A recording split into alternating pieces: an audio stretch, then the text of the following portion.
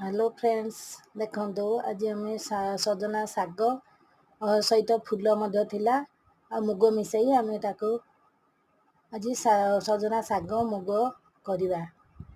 तू प्रथम बैगण कखारू आम मुग को पकईदबा ताको फुटी सारा आम ताको से शाग काटिकी पकईदबा। देखो शाग छोट छोट करके काटिदबा। शाग गुड़ाक कटा सरला ताको हम पकईदबा किछि समय सिझा को छाड़दबा। टिके सिझी सारा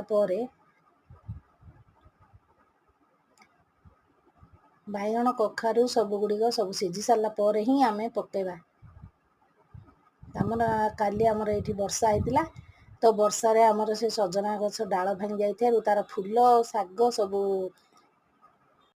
तेणु आम ताकू पुणी आनी शागर फूल आ शाग सहित मिसई मुझे कर बैगण कखारू मुग पकई ताकू रांधि देछि। देखंतु एटा बहुत विटामिन सजना शाग खाइले आम देह को कैल्शियम पोटासियम फॉस्फोरस सब मिली थाए। देह पाई बहुत भल आम अदा रसुण अच्छा लंका कंचा लंका दे ताकू फुटण करदबा। फुटई सारा आमर बनीज सजना शाग फूल सहित मुग भजा। Thank you. जय जगन्नाथ।